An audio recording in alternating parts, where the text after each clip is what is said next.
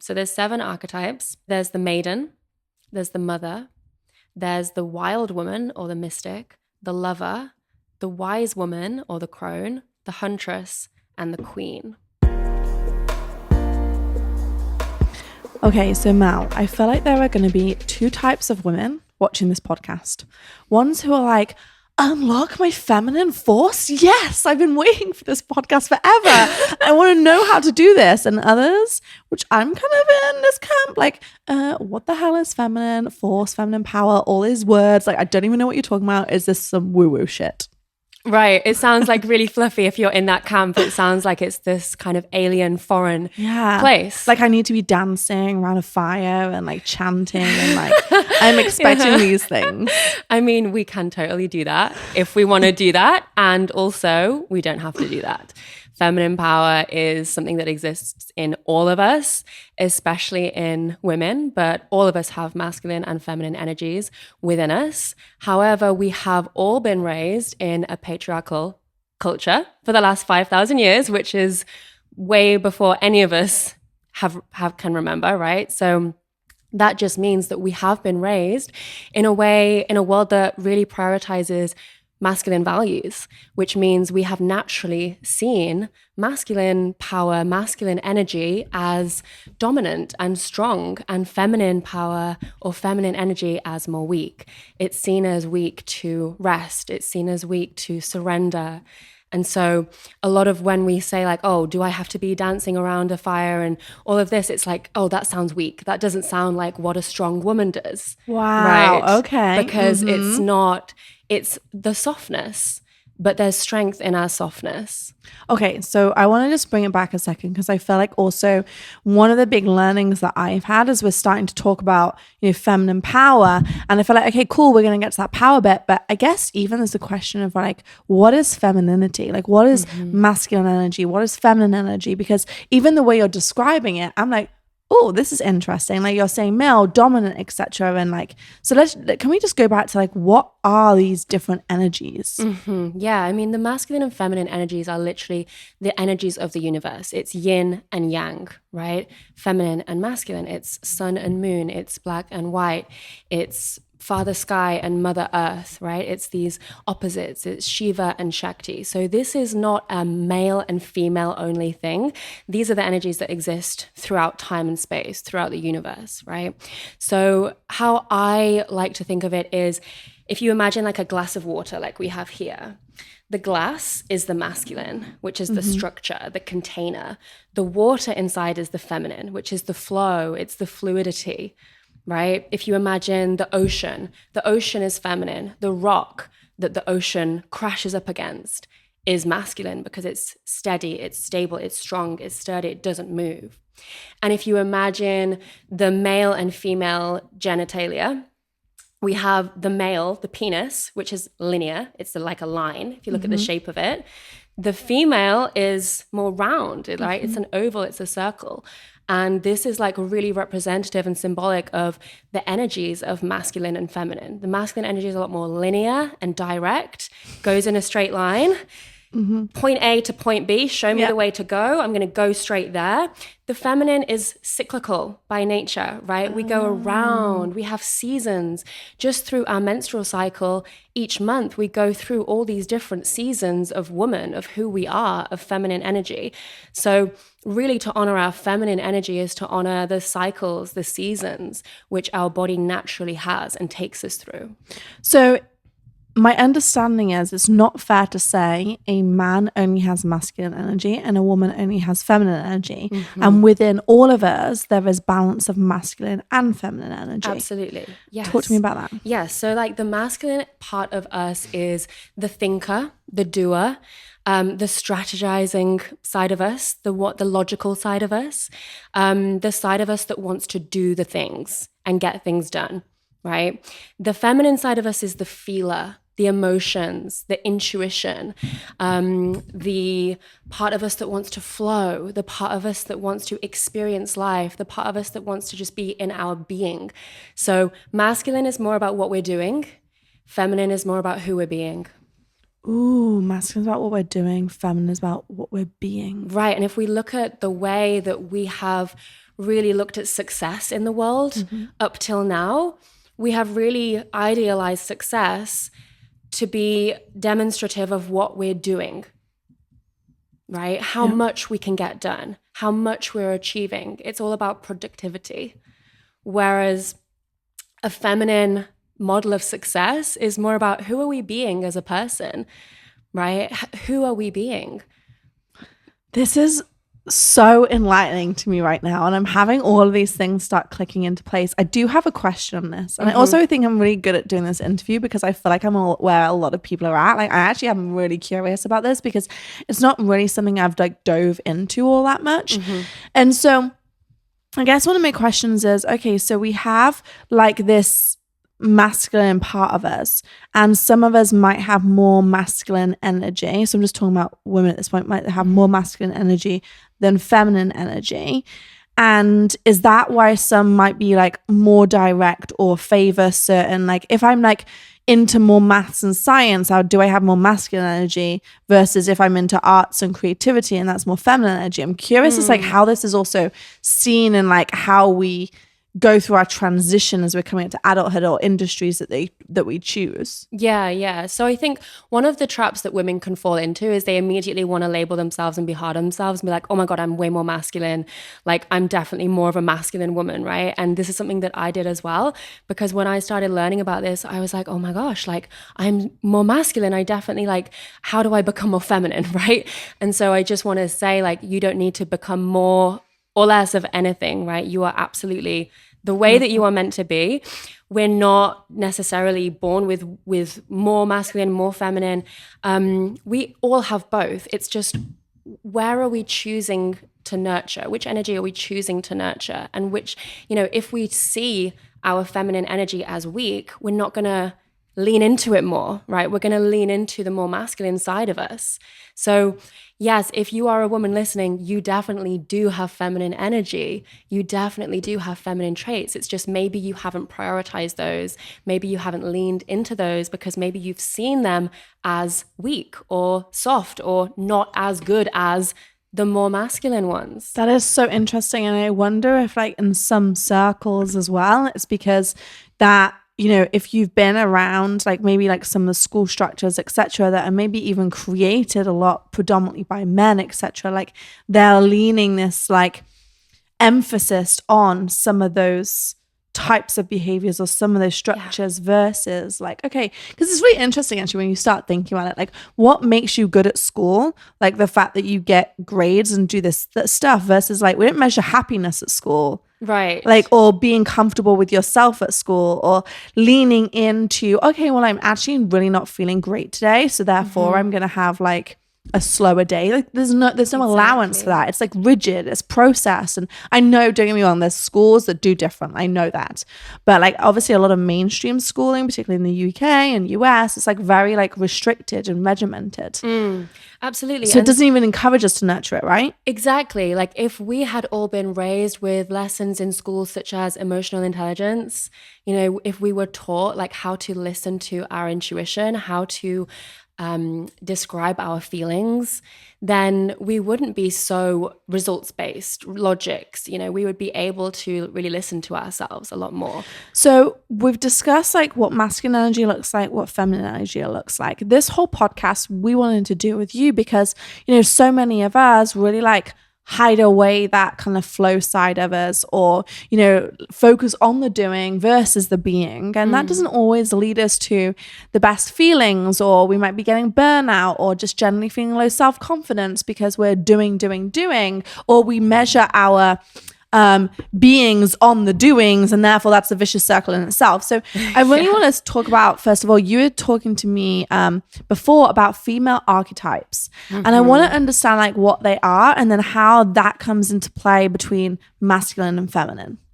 Yeah, absolutely. So first off, I just want to give everyone a really key indicator as to like how they can really tap more into their feminine energy, because you were saying like people can get prone to burnout. The reason we get prone to burnout when we are very much in our masculine energy is because we're in our minds rather than in our bodies. So if you think of the masculine as being in the mind, the thinking, The body is more the feminine, it's the feeling. So if we can be tapped into our body more, if we can be really listening to the signals of our body, if we can be honoring our cycle each month, if we can be tuning into our intuition, paying attention when we are tired, sleepy, like all of the different signs that our bodies give us, that's like a really good first step for people, you know? Maybe practicing like honoring the different seasons of the menstrual cycle. For example, when you're on your period, not pushing in a launch, you know, but deciding actually, I might reschedule this. I might take my first couple of days off my period off, you know. Something that I recently introduced in my team was like, everyone can take the first day of their period off work so that they can really rest and honor their bodies. So I just want to say that because I think when people get burned out, it's because they're not listening to their body. And really listening to your body is like principle number one. You know what, as well, like I've done several podcasts with some incredibly successful women, one being which Jamie Kern-Lima, who founded It Cosmetics. And I don't want to speak to like the balance that she has between masculine and feminine or any of that, but what she did say on that podcast was listen to your intuition. And she did a lot of that with It Cosmetics. Like she was telling me like how she would like, okay, well, this might be what someone's saying, but what does my intuition tell me? What does my gut tell me? Yes. And so I think that's really actually, I think we have this like power within us that I know personally, like I turned off like when I was a kid.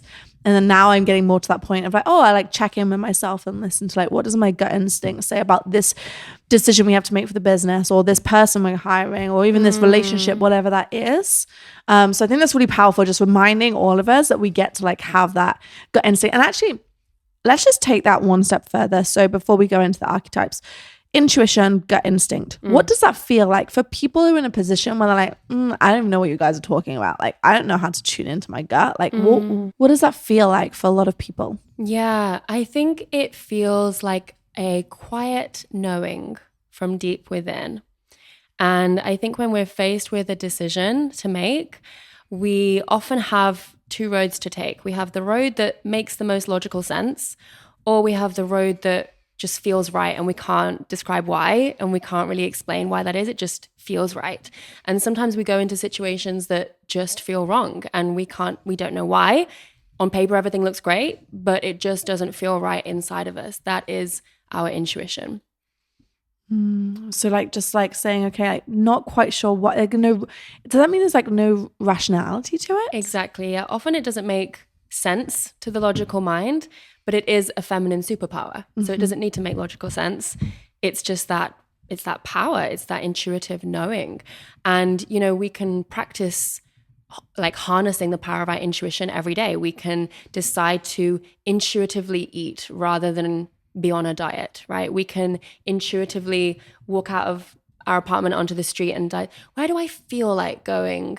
You know, should I go right or should I go left? And just let your intuition guide you. Should I go to this coffee shop or should I go to the juice bar? Like what feels right intuitively, right? What does my body feel like today, right? That's all it is. It's just following feelings.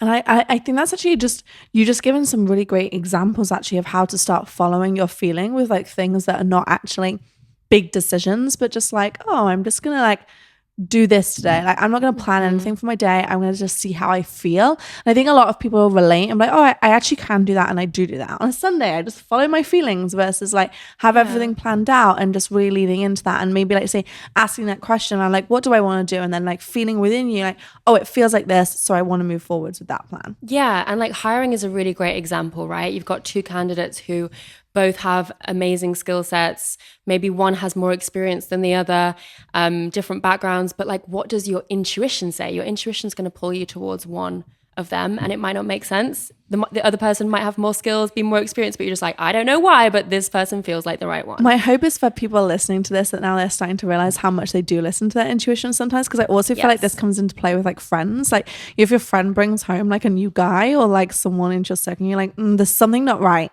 That I don't know what it is, but there's just something not right about that person. That is intuition. And I feel like women have that. And that is your feminine power.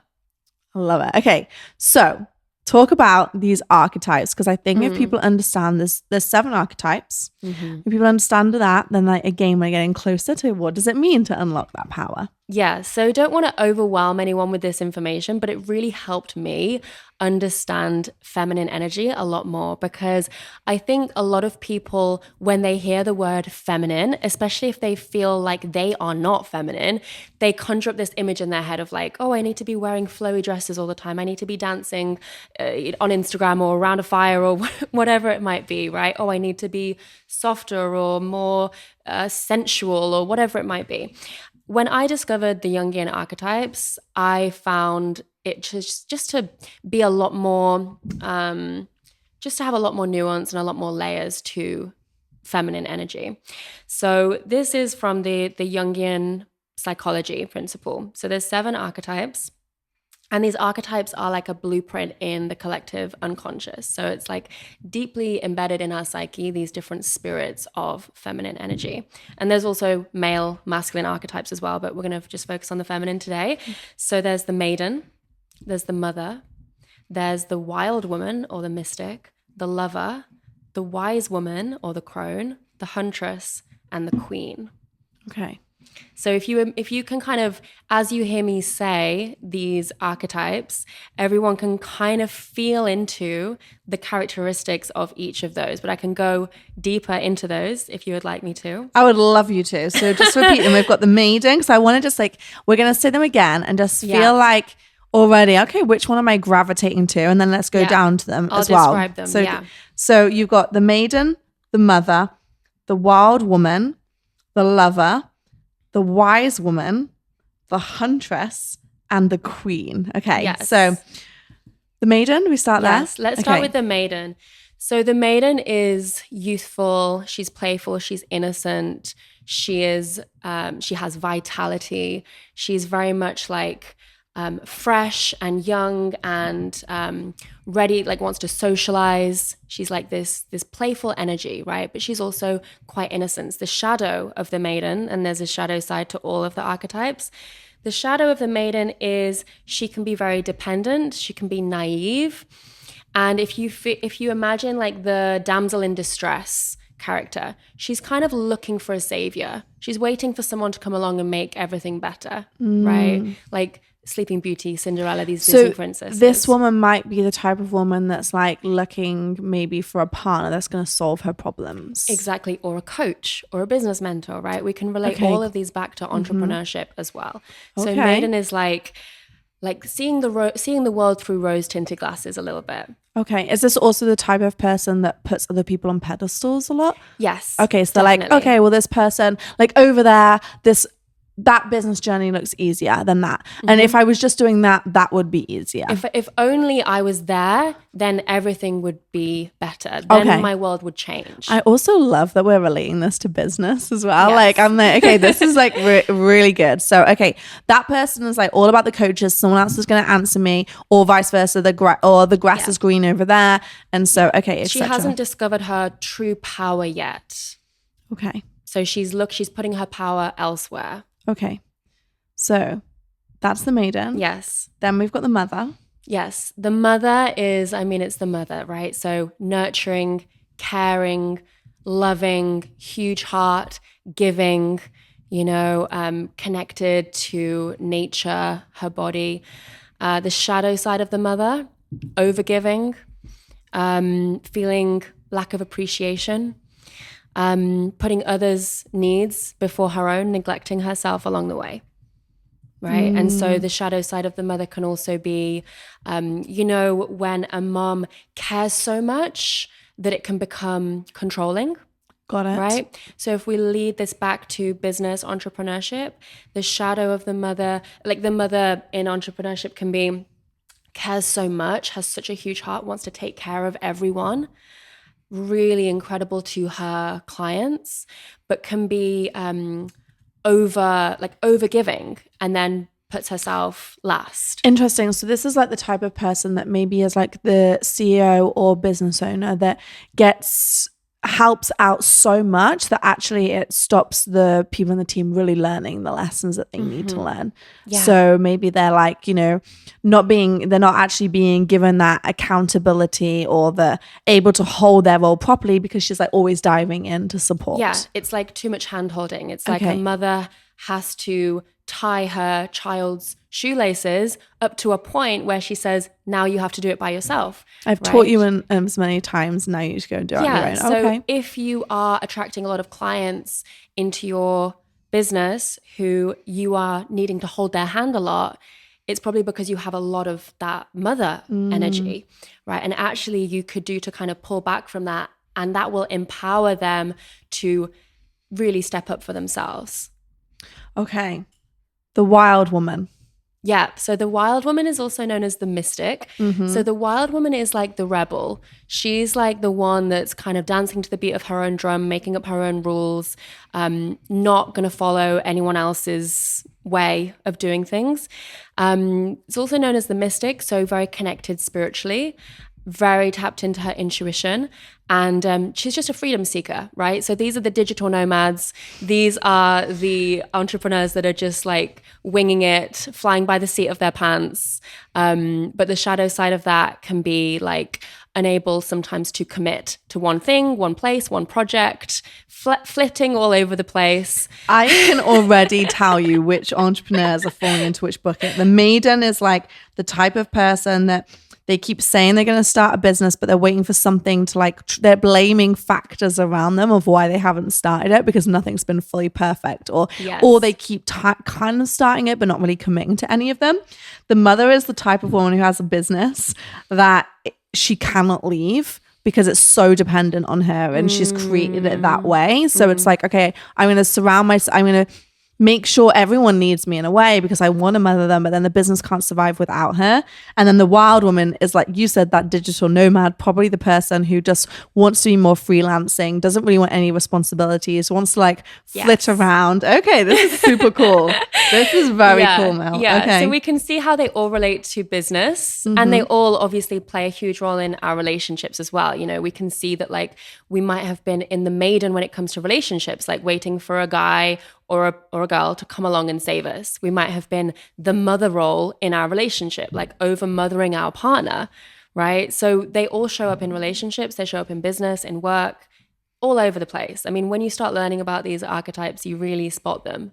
Yeah, I have so many questions. I want to hear the other ones. The next one was lover. Yeah. So the lover is, if you imagine like Marilyn Monroe, Angelina Jolie, very sensual, very pleasure-driven, beauty-driven. It's all about the feel, the aesthetic. It's all about the experience. It's passion. It's creatrix. It's like the artist, right? So this woman is very much driven by, I just want to do what I love. Right? I just want to do what I'm passionate about. I just want to do what I love. And very driven by what's beautiful. Very tapped into her sensuality and her sexuality as well. And then the shadow side of that is the lover can need a lot of validation, can need to feel admired and adored.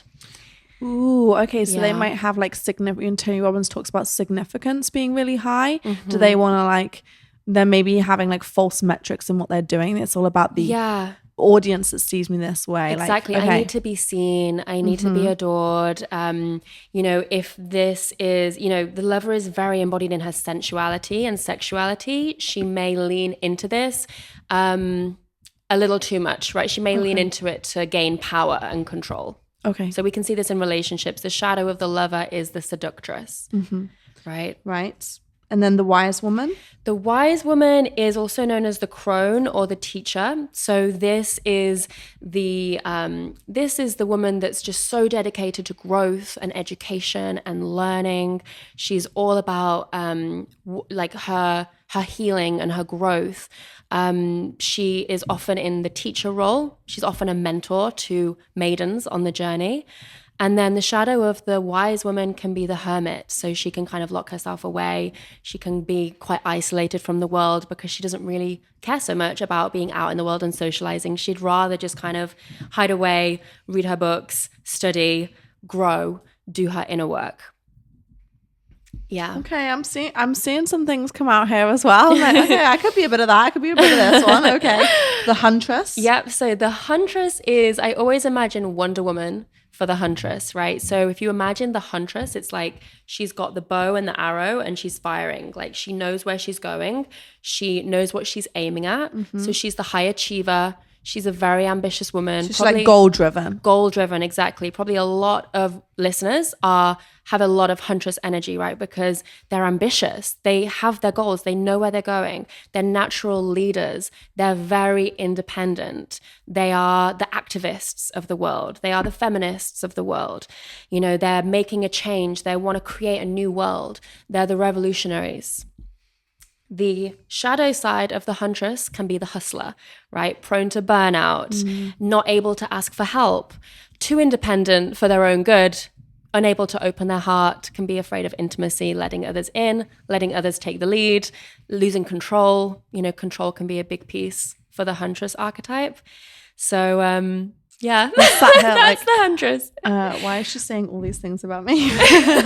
Although I also want to say, like, I see myself in others, so I'm curious about how these like play out. So last one is the Queen. Have all of them, right? That's what I was going to say. Do we all have all of these? We do. Okay, we do. Let's do the Queen and let's come back to that. Okay, so the Queen is powerful leader on like following her divine mission.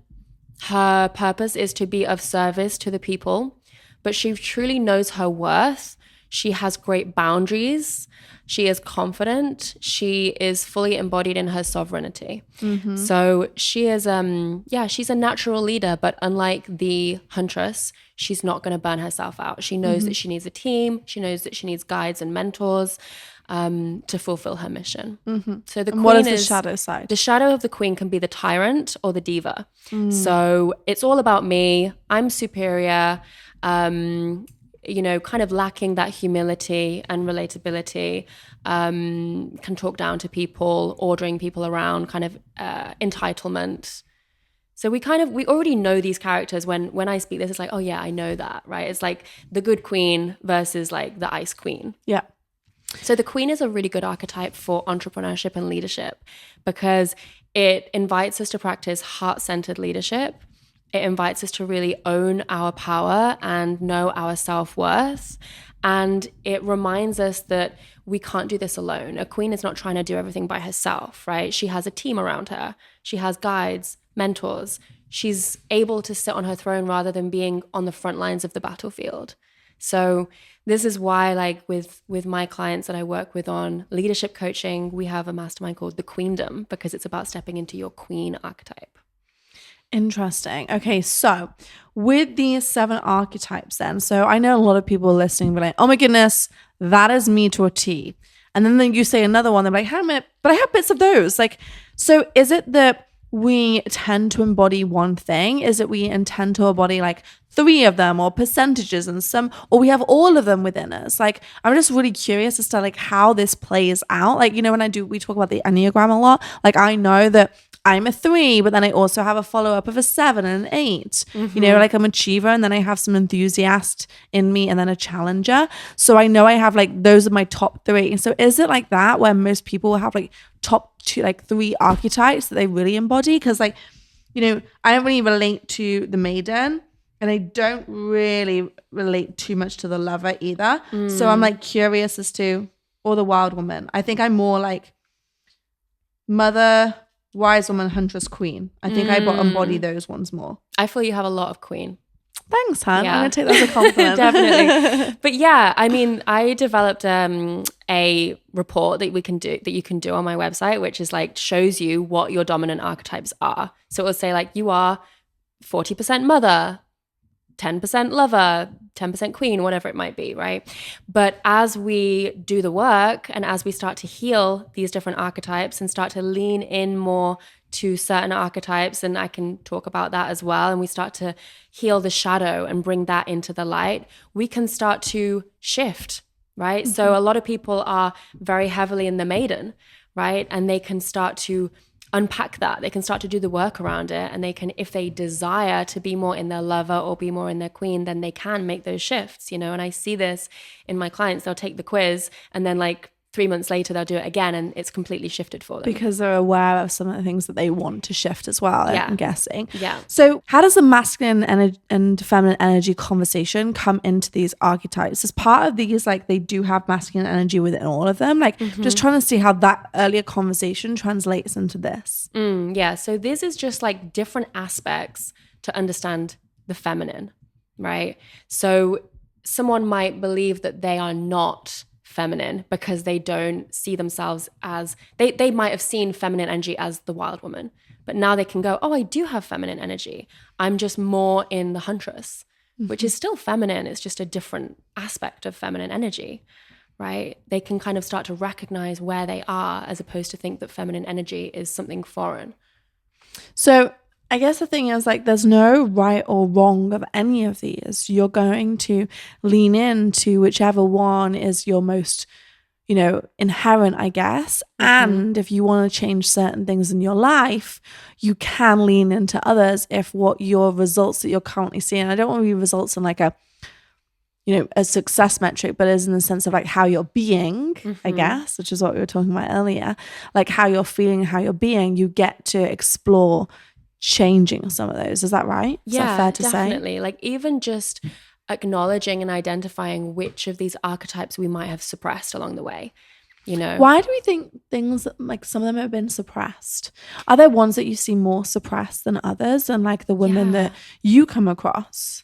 Definitely. I mean, again, it's a collective thing. It's a cultural thing. If we look at the archetypes of a woman that are more celebrated in our society, we have a lot more maidens and mothers and huntresses, right? We see a lot less of the wild woman and the lover because these archetypes are actually more feared. Wow. Right? They're the two I said I least related to as well, which is interesting. Yeah, is that because maybe I have like, I'm embodying less of my feminine energy? So again, you are absolutely embodying your feminine in the mother, in the queen, in the ones that you are. It's just a different aspect. It's a different angle of feminine. Okay. So let's look at the archetypes of the wild woman and the lover, right? These are the ones that are the most triggering for people, right? Because our culture has kind of made us afraid of this kind of power, this wild woman power, this sexual power that we have as a woman is often, we're afraid of it, right? We're afraid of fully unleashing that aspect of us. And so what happens, how we can tell which archetypes we have suppressed is we look at which archetypes we see in other women that trigger us. Oh, interesting. And let's describe what you mean by trigger. So yeah, let's say you see someone who is fully embodied in their lover archetype, right? Really embracing their sexual energy, and they're showing up in a way that makes you feel uncomfortable, right? That's not to do with them. That's to do with your suppression of your lover energy and your sensual energy, right? So it's an opportunity for you to go, wow, like often the things that trigger us are the things that we actually most desire to lean into, but it's just scary for us, right? Because we've rejected that part of ourselves. We've shut it away. We've gone, this is not lovable. This is not going to make me successful, or this is going to be a detriment to myself, my career, my relationships, etc. So especially the lover, especially the wild woman, these are the archetypes that actually women, we need to lean into them more, right? And it's so interesting, like how that is played out actually in media and films.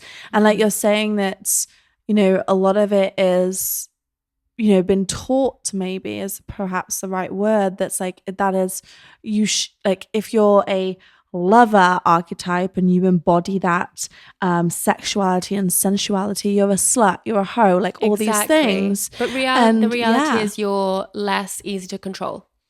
Interesting. If you are in your maiden, and we see that like a lot of women are being kept in their maiden, it's just easier to control. Like their people a guy pleasers will save you, right? So, like you say, I mean, if we think about the Disney shows that we were brought up on, exactly. And I'm really glad that they're really working at trying to like change these narratives. But yeah, I grew up on Cinderella, Snow White, Beauty and the Beast, like all of these things.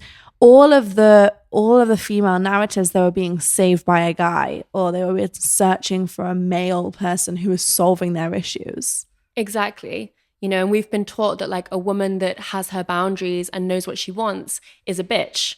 No, she's just exercising her queen archetype, right? So if you are someone that shrinks around powerful women, you've suppressed your queen archetype. You're not able to stand in your own power.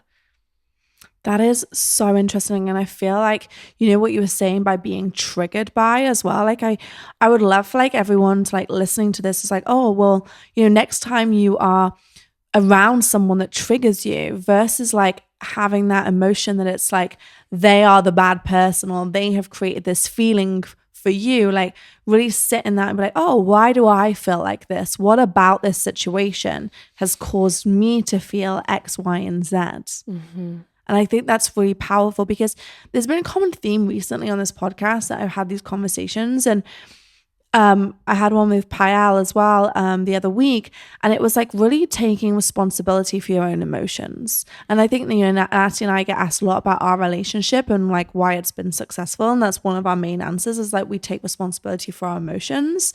I don't blame her for how I feel, and she doesn't blame me, and we get to share if something has triggered, but from a place that's like, oh, this was triggering for me, and I've really realized why it was. Like, can you support me in overcoming this, and vice versa? But I think this is actually like missing in a lot of conversations around like no one makes you feel a certain way. Like you get to choose how you feel, and you also get to change that. Like you may have triggers now that are not triggers in the future if you do the work on them. Absolutely. And I think every woman that is a trigger for you is actually an invitation for you to step more into your power, right? That person is being a mirror for you. That's there for a reason, right? They're actually your spiritual teacher of the moment. I'm curious, and I don't even know if you have the answer to this or know the answer, but as women, like there has been this narrative of like women are bitches, like women tear each other down. And my personal experience is not that. Like I'm so blessed to work with the most amazing women.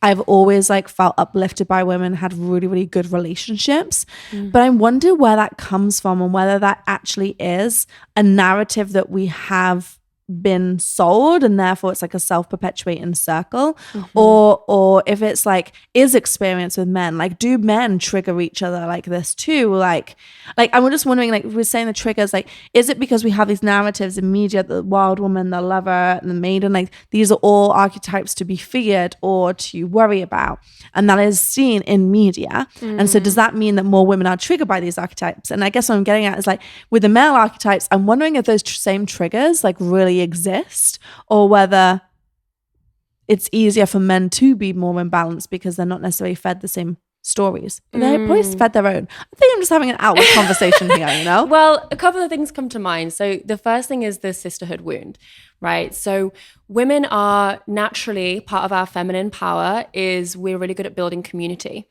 We learn how to build community from a really young age. I think it's like the age of 3 or 4, we're figuring out how to build community, which means we learn to figure out like who's in the tribe and who's out of the tribe, which means a lot of us grew up feeling excluded from the tribe. A lot of us grew up having these kind of wounds around not fitting in, feeling excluded by women in our lives. And so we developed this wound around sisterhood and around feeling like we don't fit in, but it's not our fault, right? Another aspect of this is the witchcraft trials, right? We have the memories of the witchcraft trials, which still exist in all of our bones, right? We still have this ancestral memory. And when these trials were going on, it was a case of like women had to turn in other women in order to save themselves from persecution, right? So we learn to turn other women in and say, this woman is a witch, therefore I can be saved, right? So we have this going on, which is also feeding into this, we can't trust other women. Women are going to stab us in the back, right?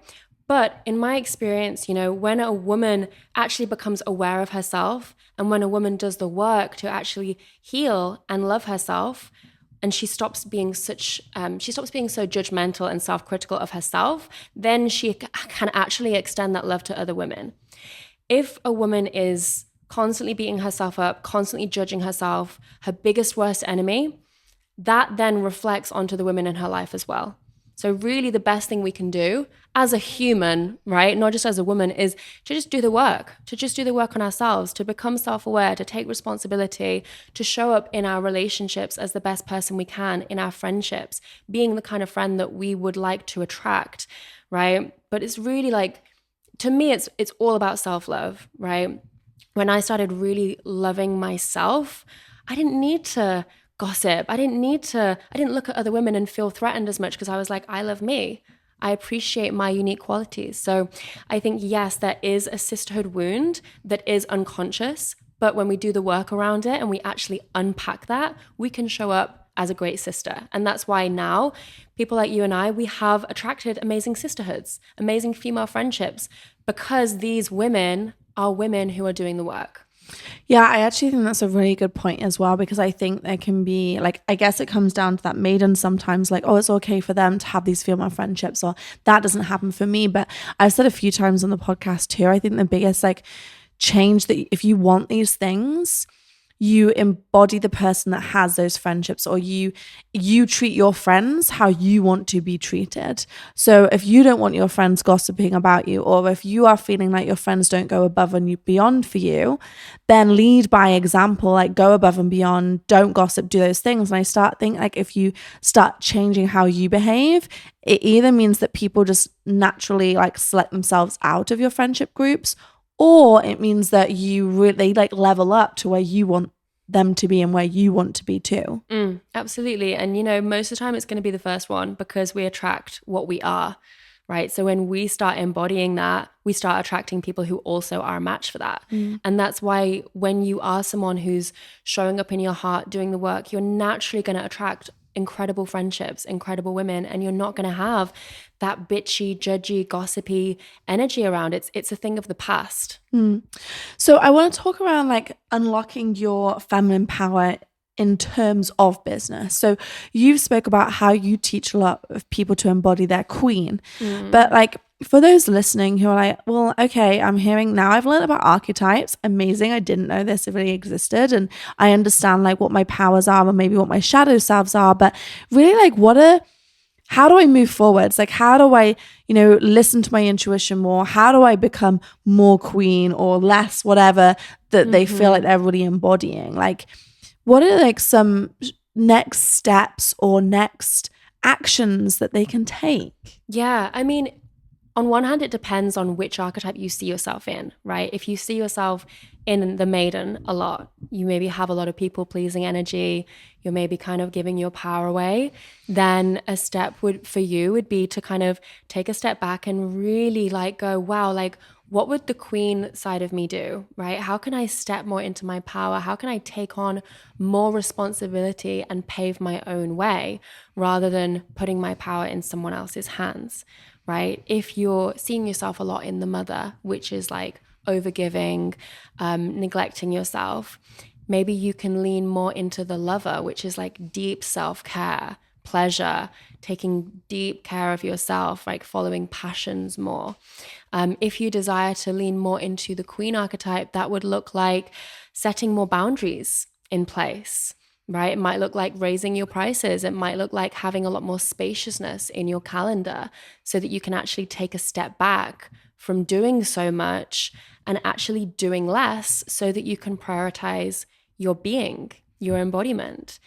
One of the biggest things for me was I was really in my Huntress archetype, which meant I was just pushing myself to the limit, really pushing myself.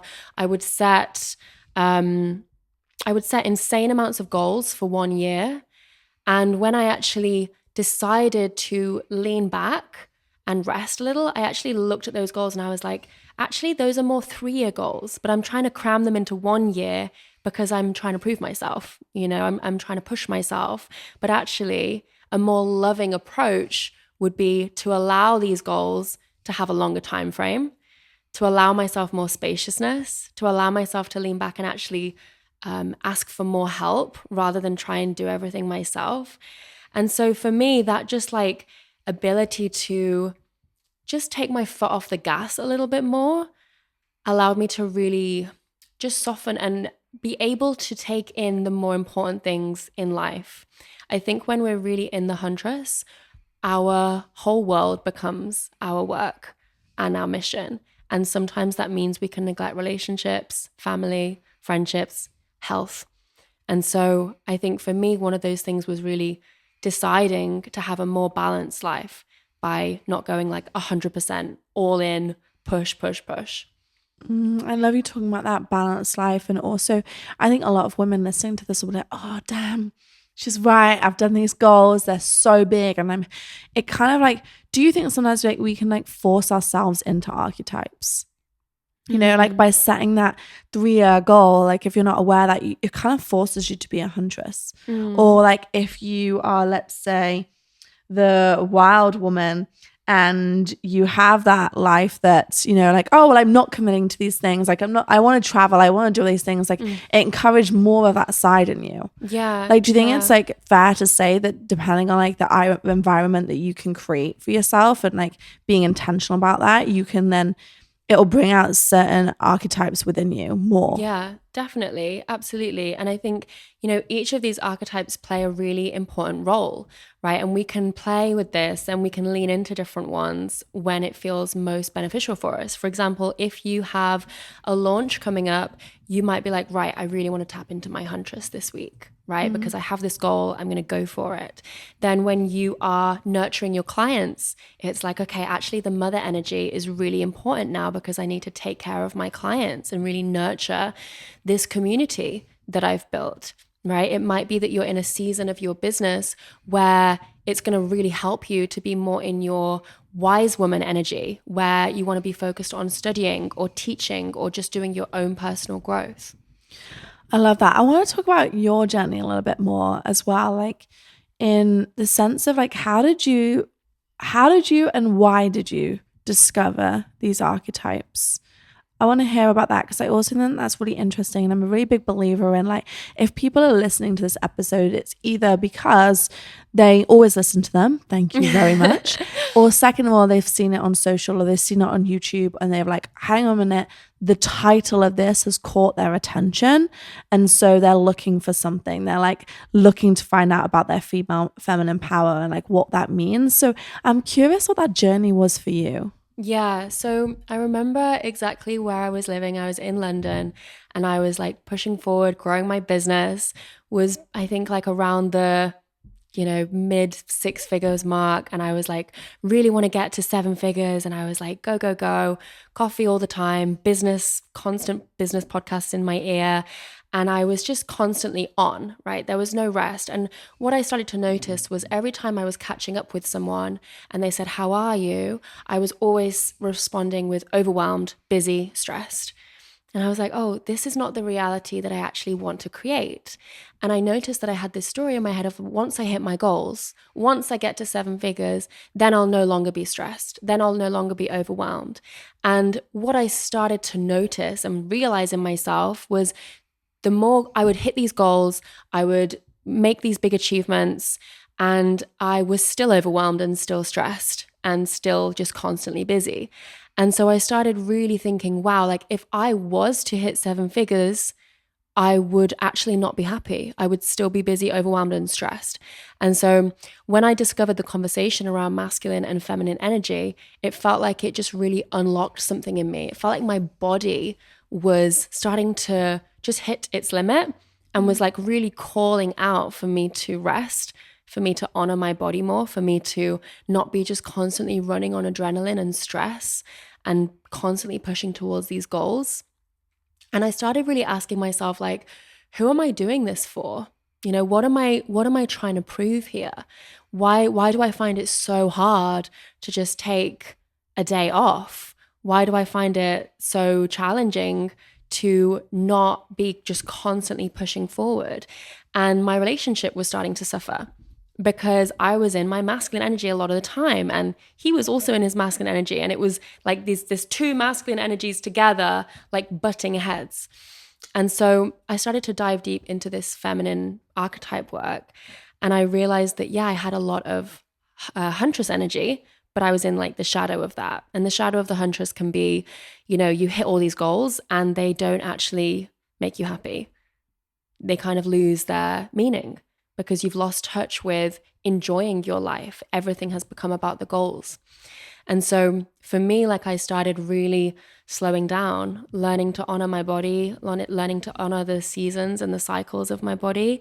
And it really looked like allowing some balls to drop, to be honest, allowing some things to go, okay, I'm prioritizing like 20 things right now. What's actually important and what's actually not important? Why am I trying to do these 10 things all in this quarter, right?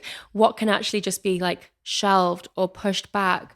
What is not actually important that I'm just like spending so much energy running around doing? So a lot of it was simplifying, which I know you are really big with, simplify to amplify. Yeah, that's right. But yeah, creating spaciousness was a big thing. Like, I looked at my calendar and I just had no white space whatsoever.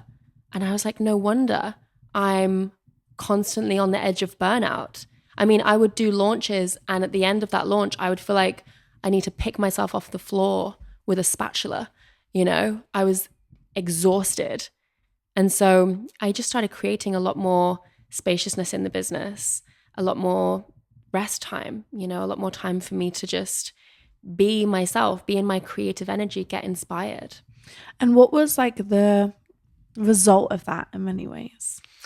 Yeah, I mean, the result of that was I actually started making a lot more money with a lot more ease.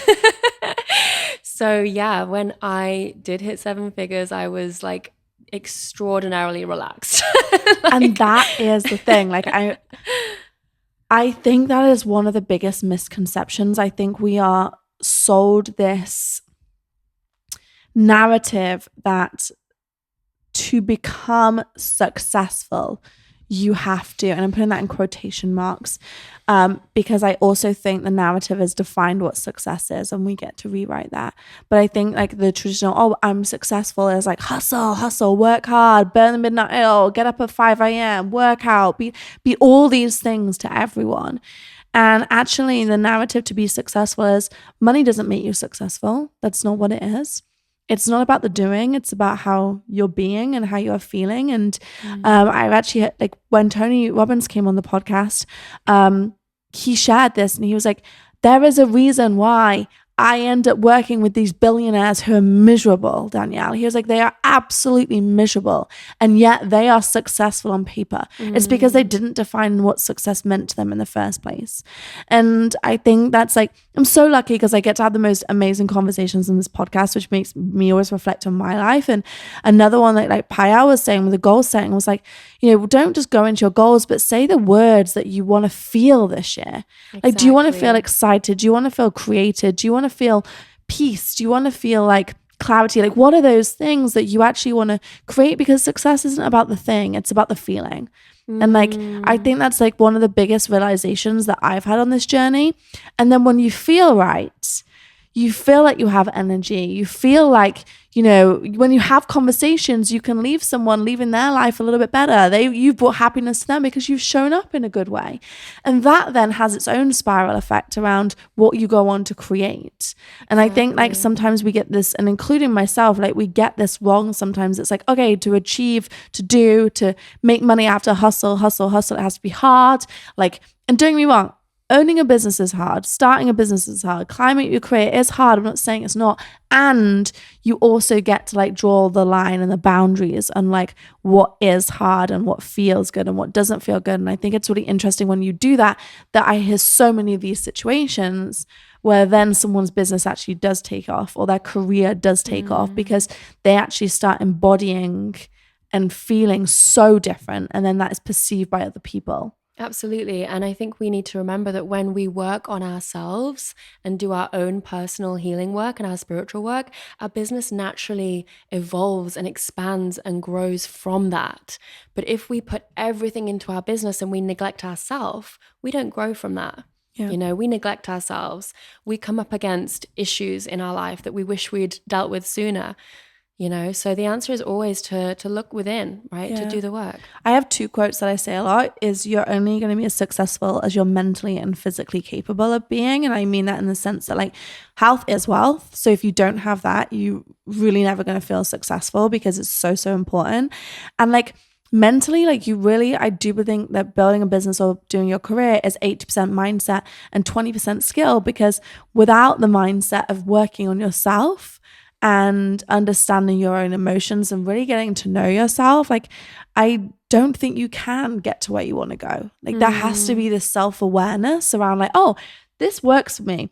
This boundary doesn't work for me. Like I need to put a boundary in place. This getting up at this time does or doesn't work for me. And the more you start owning things about yourself, the good and the bad, that's, I think, as well, one of the key changes. Because when you own like, oh, I'm actually really terrible at this, someone please take me out this seat. Like I don't want to be in this seat any longer. Like that also frees you up to do more of the things that you love and actually energize you and are in flow, and maybe embody more of that feminine energy, because it's more like being, like when you're creating and doing the things you love, you're being versus doing. Yeah. And it's always about leaning into being more of yourself.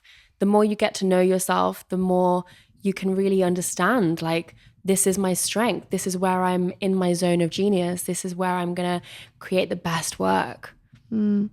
So you're in a kind of new chapter of your life too, talking about feminine power. You're pregnant, and I think that's... You just said it on the podcast. That means it's so official. I mean, it was on Instagram. It really is official. Oh my God. If it was on the gram, it's official. I'm also really curious on how you have seen yourself, maybe or maybe not, changing archetypes. Is this starting to ignite more of other archetypes in you yet, or not? Yeah, I mean, in many ways, I feel like I've been preparing for this chapter of my life for many years. When I started learning about the feminine archetypes, I did immediately start really seeing how I could start embodying more of the queen energy, which meant hiring the right team members as opposed to me feeling like I had to do everything myself, so that I can really work a lot less and delegate a lot more. That's like a very queen thing to do, yes, which I know you're a big fan of. And that's something that I always teach to my clients, is like boundaries, delegation, real taking care of your energy and knowing that that is truly sacred. You can't be everything to everyone. It's just simply impossible. And so for me this year, as I am going through pregnancy, I'm needing to rest so much. Like I used to be someone that, I am someone that's very active usually. And in pregnancy, I have just been so tired all the time. And so I've not been able to do more than like 2 hours of coaching a day, right? So yeah, it's just been a case of like, okay, this is what I'm actually able to do. I'm just going to honor my body and always put my body before my business. And I'm very grateful that I've built my business to the place where I can do that. I don't need to be doing 8 hours of work a day. I think that I know you're relating it to pregnancy, but I think putting that your body first is actually really interesting and kind of alien concept to a lot of people too. I was a chiropractor for so long, and I would see people who would come in absolutely crippled in pain. I'm like, how long have you been like this? 2 weeks. I'm like, you've been like this, been over for 2 weeks? Like, yeah, I've been having back pain for years and all these things. And I'm like, it's so interesting that we are now in a culture where having body pains or body problems is like, it's not looked at. We like disrespect our bodies over and over again. We take them for granted. And I think like it's not until like pregnancy is a great emphasis for something like this, because obviously like Natalie's pregnant now as we speak, and like, I'm sure she won't mind me saying, but like the first trimester for her was really hard, and like she was really tired. And I've spoke to loads of pregnant women too that were like, if I sent one email when I was like in the first trimester, I did well. And I think that's just like a real highlight that, there's not time off in trimester 1. Like no workplace is like, oh yeah, like start your maternity now, or like take time off now. Like there should be. Yeah, exactly. Like, yeah, this is like the beginning of your body like completely changing and doing so much. And I think we take that for granted. And I also think we don't really acknowledge the cycles. I'm also really interested in like, look, we all know as women, we are very much affected by our cycles. Our mood changes, our body changes, like we feel different, like all of these things, yet we don't actually really acknowledge that. It's just like you get on with it and just do it anyway, do the damn thing anyway. But like to hear that you are like, no, if you are the first day of your cycle and you're like, you need the day off, like take it off. Like why did you create that policy within your company? And like, what do you know about cycles and creation in the workplace that meant that you felt that was the best decision for your company? I mean, yeah, like just being in my first trimester, I've been like, I cannot believe, I don't know how women are being forced to work and show up in 9 to 5s and just carry on as if nothing is changing, because we're literally growing an entire human body inside of our human body. I know some days like Natalie's like, I grew a toe today, and like, you did, that is impressive. I grew a heart today. Exactly. And that is more important than all of the things on our to-do list, right? And so sometimes all this looks like is instead like just being forgiving of ourselves, right? And not beating ourselves up, right? We might have like 5 things on our to-do list, and if we only get through one of them, why don't we just celebrate ourselves and be like, do you know what?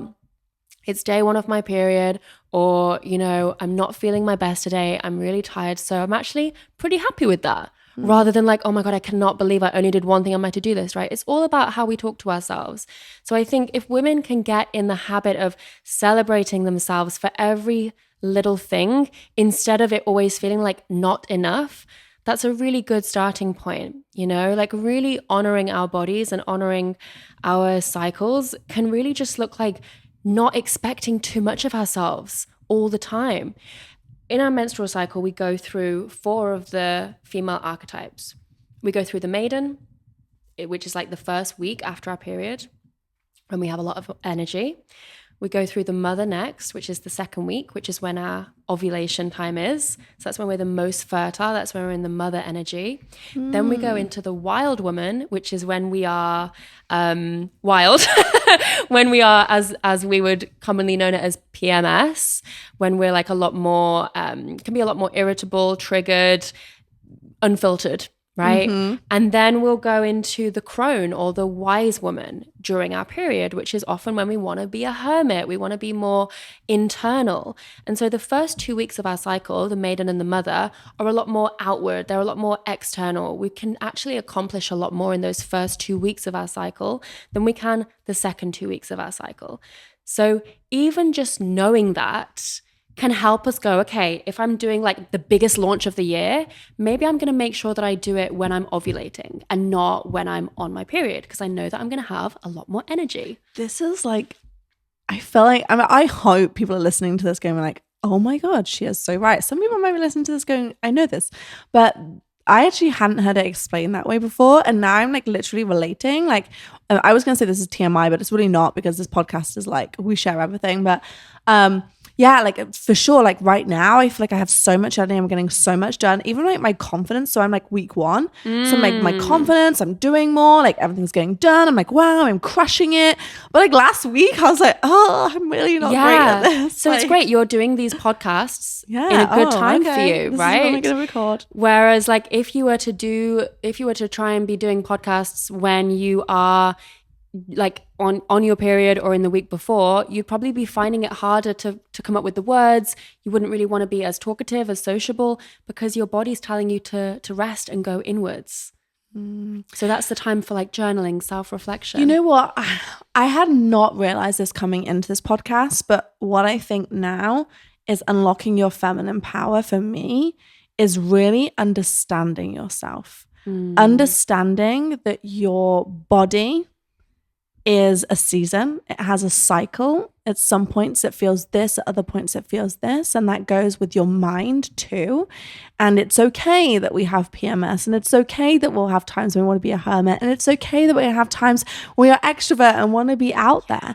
And it's also okay that every single one of us is going to go through phases of our lives where sometimes we're more the maiden, sometimes we're more the mother, sometimes we're more the wild woman. And I think the big thing for me is like, I thought I was going to do this podcast with you and I was going to find a ticket to unlocking female power, which was step by step by step, do these things. But instead, what a masculine formula you were looking for. Exactly, so right? Yeah. But instead, it's like you have all that within you. You just have to tune in, listen to your intuition, know that your body is not always going to function the same every single week, every single day. Accept that, and also really just know, like, it's okay that sometimes you'll have these amazing like parts of you, and sometimes it's okay that you have this shadow and you get to work on all of these things. And maybe that for me, I think I've definitely had periods of my life where I have been very much in my masculine energy. And I think I'm going into more of a season now. I'm starting to really tune into more of my feminine energy. And that for me was the biggest takeaway. I'm like, oh, I have all this power in there. And the power is giving myself time to listen to my body, who I am, and my mind. So thank you. You've freed me from my having to write notes on the whole thing. This is how I started. Amazing. I'm so happy to hear that. And, you know, I want everyone to take that away from this, is that like, I bet you have never met a one-dimensional woman, right? We are all so multifaceted and so multidimensional. And that is okay. And also that's Not also only is a it narrative. okay, That's it's amazing. incredible. You're right. It's like we are superheroes. We are incredible. We are so multidimensional. That is such a superpower. But also the narrative, I think, is like, the narrative is like, oh, they have PMS, or oh, they're in this, like, versus like, oh, like it's again, I think it really is like coming down to that social and media aspects that we're taught versus like, oh yeah, cool, I have PMS right now, you know. I mean, I would even like this week. completely to remove that label and just be like, I'm in my wild woman phase. Ooh, I like that. I'm just in my wild woman. Right? I love that. So there's nothing to be afraid of. It's just we all go through the wild woman phase. And these different 4 phases that we go through in our cycle also relate to the seasons: spring, summer, autumn, winter. You know, spring and summer, we have a lot more energy. We want to be out and about, socializing. Autumn, winter, a lot more internal reflection. My goodness, I love this. Thank you so much, Mel. I feel like so many people will have listened to this, and, you know, hopefully they're like, oh, okay, I'm going to be still a little minute and I'm going to tune in. And I know there'll be like so many things to take away from this. So I would love for you to share your handles, handle where people can find you. And then also I want us to put some links, because I know so many people are going to want to take that test for sure. So first of all, share your IG. Yes, my IG is I am Mel Wells. And obviously mine's at Danielle Canty. And also for you guys, share your favorite takeaways with us. Like, I love hearing what people have like taken away from this podcast for sure.